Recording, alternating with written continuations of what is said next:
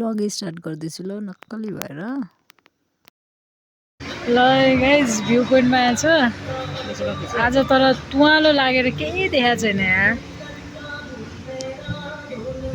यस्तो छ केही देखाएको छैन। ल म चाहिँ साथीसँग आएको नखिच भन्दैछ, यसको म खिच्दिनँ खिचिन। आजको भ्यू पोइन्टको भ्यू क्या तुवालो लागेर राम्रो देखाएको थिएन, अनि मैतिर फर्काएँ, अनि घाम लागिरहेको थियो र चस्मा हतार हतार लगाइहालेँ क्या, त्यही हो नक्कली भएर।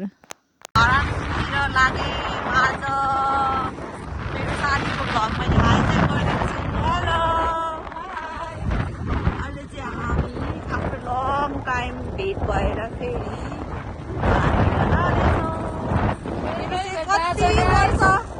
पछि हो धरान चाहिँ लगभग कति 5 वर्षपछि नै होला। अनि भयो नि 4 वर्ष धेरै नै भयो नगएको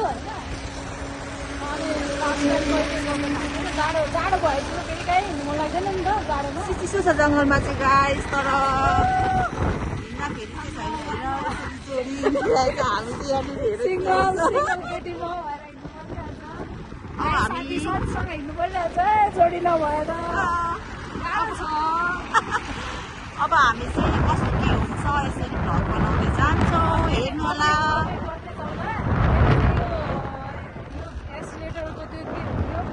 त्यो वायर बिग्रेको रहेछ अघि क्या, यस्तो टुर हिँड्दाखेरि चाहिँ यस्तै हुन्छ क्या बेला बेलामा, हामी रिस उठ्छ है। फेरि भेट भएको छ, एकछिन रमाइलो गर्ने, फ्रेस हुने, हुन्छ यसो गर्ने आउने खाने होइन। हेर्दै गर्नु होला। विश्वकर्मा बाबा के जय जय जय। हामी चाहिँ अहिले धरानको क्लक टावर अगाडि आइपुग्यौँ। भान्चोक होइन यो भान्चोकको क्लक टावर। अब चाहिँ हामी कहाँ जाँदैछौँ साथी? लास्ट टाइम हामी बाहिर जानुभन्दा अगाडि पनि हामी लास्ट टाइम त्यही भेटेको, त्यही गएको होइन त? भ्यू पोइन्टै खोजेको याद छ? याद छ। अहिलेको 500 वर्ष अगाडि होइन। अब चाहिँ हामी मासतिर लाग्यौँ, हेर्दै गर्नु होला गाइजहरू।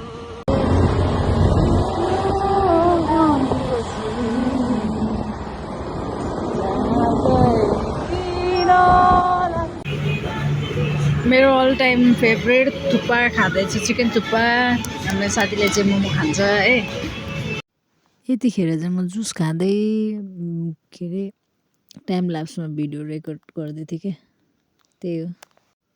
के गर्नु र गाइज, आज धेरै भोइस ओभर गर्नु परेछ। पछाडि ब्याकग्राउन्डमा गीत बज्दै थियो र कपिराइट लाग्छ भनेर रमाइलो मोमेन्टको क्याप्चर गरेको, डोन्ट माइन्ड है गाइज, यस्तै हो कहिलेकाहीँ ल, सरी। फेरि त्यही हो भोइस ओभर गर्दैछु, हामी नाच्यौँ। अनि अब हाम्रो भ्यू पोइन्ट आउने प्लान त थिएन, साथीको रहर थियो। मैले नै प्लान अब 0 आवरमा प्लान भयो, जाउँ भने रमाइलो गऱ्यौँ, त्यही हो। रमाइलो गरेर भ्यू पोइन्टदेखि फर्केपछि अनि मेरो स्कुटीको ह्यान्ड ब्रेकको वायर फेर्नै पर्ने थियो नि त। अब राइडर भएपछि त सेफली हिँड्नै पर्यो, त्यही भएर धरानको भेस्पा एप्रिलियाको सोरुममा आएर फेरेको ल, त्यही हो। Okay guys, this is the end of my vlog and thank you all for watching my vlog. I will see you in next vlog. Bye, peace.